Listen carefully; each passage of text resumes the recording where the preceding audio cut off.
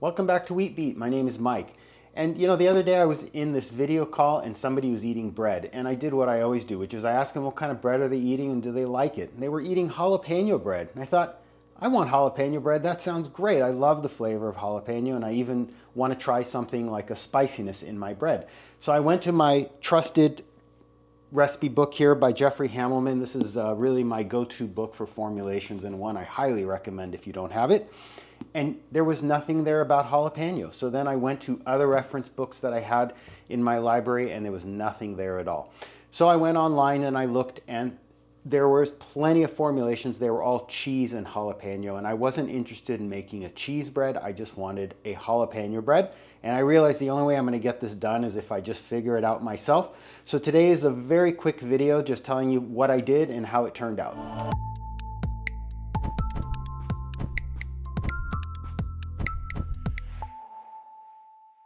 So we're going to make jalapeno bread today, and I'm starting from scratch. So I did the first thing, which was obtain jalapeno. And how do you obtain jalapeno? Well, I decided I was going to try for powdered jalapeno and then also some freeze-dried jalapeno, and then I was going to add some other flavors to it like Ancho chili powder. I think it would just give it a little bit of a more smoky, peppery flavor, and that was just something I wanted to try. I thought it might turn out okay. So this is the packages. The way I got them here, as you can see, I have the powdered version of the Ancho chili pepper and the jalapeno, and then the freeze-dried. The reason I use the freeze-dried is all of the recipes call for freshly chopped jalapeno, and that's probably great too. I didn't have it on hand. It was a little harder for me to obtain, but also there's moisture to those fresh jalapenos, and if I'm trying to control the hydration level of my bread, I think it's easier for me if they're freeze-dried because then I have full control over the hydration.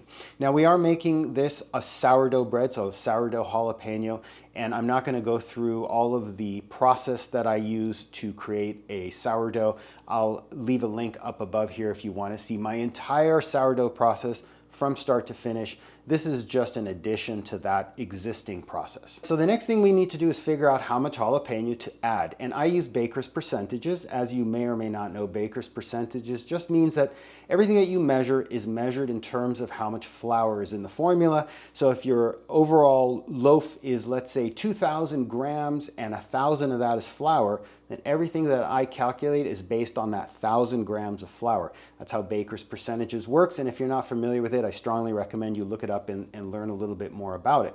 In any case, I made a rough decision to add 8% of flour weight in jalapeno. That means freeze-dried jalapeno and the powdered jalapeno. Some combination of that, I'm going to add about 8% of the flour weight into this formula. And then because it's so dry, I decided it's probably a good idea to add a little extra water too, because I imagine the freeze-dried materials in there are probably going to absorb some of the water that's in my normal formula. So roughly I decided to add about 8% flour weight of jalapeno and about 9% of water in addition to what I already had. We're going to find out. It's just an experiment. We're going to find out if that was a good estimate or not. So here we are. We're going to include everything in my normal sourdough formulation. And like I said, you can look up that past video if you want to learn more. I'm going to take a baseline pH. This is optional. I'm using a pH meter because it gives me a little bit more control over what I'm doing, and it gives me a better understanding of where I am in the sourdough process. Once I've done that, I'm now going to introduce the jalapenos. And notice that I've almost fully developed the dough before I've added the jalapenos, because the jalapeno is a little bit rough and it can potentially damage the gluten structure that's being formed. If you add it too soon, it may not give the gluten enough time and opportunity to fully hydrate and then fully develop. So you always want to add those inclusions at the last stage of your mix. And now that it's all mixed together, I'm going to check the pH one more time, and as I can see here, the pH has actually dropped very slightly, and that may be because the jalapeno is a little bit on the acidic side and added a little bit of acid to the overall dough. And now we wait. We're going to let this bulk ferment. I'm going to basically fold it every 30 minutes for the first few hours, and then I'm going to let it completely bulk ferment for about 5 or so hours. Our pH is about 4.8, which is a little low, which means my bulk fermentation went a little bit longer than I wanted, or possibly the temperature was a little too high, which is fine. I'm just going to reduce my proofing time, and my target is to get around pH 4.1 when I'm putting it in the oven. So we'll just be able to time it that way. But so far it's looking really good. The dough is very nice texture. It's very airy inside. And I think we'll go ahead and divide this, shape it, and let it start proofing and see how much time we're going to let it proof for. So we finished the bulk fermentation. It was probably a little bit over, which is no big deal. We're just going to reduce our proofing time a little bit. We folded and shaped the dough. We put it into the proofer. I was measuring the pH constantly to find out basically where we are in the process. And at around pH 4.1, we put it in the oven, let it do its final bake, and out it came. All right, so we're all done here, and overall I think things came out pretty well. This is just one example of the loaves that I made. I would say that from a volume perspective, this probably didn't expand or rise as much as my normal sourdough does. And that might be because of the inclusions, the jalapeno powder and the jalapeno freeze-dried peppers may have kind of inhibited the loaf and prevented it from rising all the way. But from what I saw in my other loaves in this one here, I actually think it's a function of overhydration. I think it was just too much water in this formula, and it caused it to not reach its full potential. And so I think the conclusion is that adding 9% hydration to this based on the amount of jalapeno powder that I added was just far too much. I think in a future, when I try this, I'm gonna probably do more like 1% or 2%, just enough to wet those ingredients and not add a lot of hydration. So that's one thing I learned right off the bat. Now, the next thing to do obviously is to slice this open and take a look inside. So let's do that right now. All right, so here's the final loaf here. As you can see, I have a good crumb structure. I think we got plenty of air holes in here, and it looks nice. I think it doesn't look as nice as my normal sourdough, but this is definitely a good outcome. I think if you look very closely in here, and I'll bring it a little closer to the camera, you can see the inclusions in there, like the jalapeno peppers, and then you can also see that the color, it almost looks like it's like whole wheat or something like that, but really the redness to it, or even the brown color, is from the ancho peppers. So the next thing to do is to give this a taste. So I'm gonna take a little piece of this and see what the flavor's like. Okay, so you can definitely taste the spiciness to it. It definitely has some kind of a kick to it. So if you like spicy foods, this will be like very mild for you, not a big deal.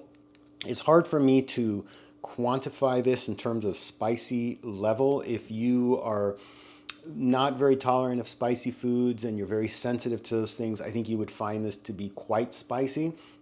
But like I said, if you're used to spicy foods like I am, this just has like a very pleasant kick to it. I can definitely taste the smokiness to the ancho pepper, and certainly the fairly strong flavor of jalapeno, which is really what I was going for. So in terms of the overall product itself and the spice level of this, I'm satisfied with it. This is what I was expecting. So the 8% mark was actually pretty successful for me.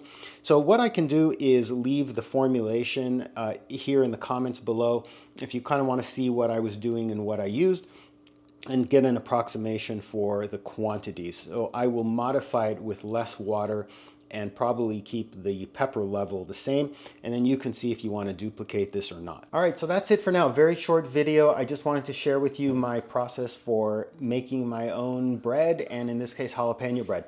I will tell you that once I finished this, I went to my usual customers that like to buy my bread. Every time I offer them bread, they snap it right up, and I'm out within literally an hour. I have nothing left in my inventory.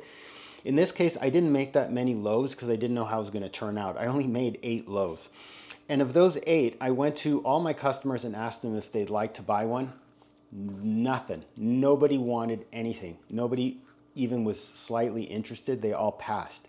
And then I went to my second best customers, which is my family, and I let them have a crack at it. they didn't even want to try it. I finally got one person in my family to try it, and they basically like gave it the thumbs down, said they're not interested in spicy bread. What I learned from this is that this is very niche market. You're going to have very few people that are going to be interested in this kind of bread, so it's really something you'd be baking for yourself, or only if you knew somebody in your family or otherwise was very interested in this specific bread. So I have a bunch of loaves of bread now. If anybody wants to pay me for the shipping, I'll just send you the breads. But I would consider it a flop from a customer facing point of view. But I love it. I'm going to freeze some and enjoy it over time. Overall, it was a success because I enjoyed making it. I enjoyed the experiment and what I learned from it. Hopefully you benefit from that as well. And keep watching, and I'll see you next time.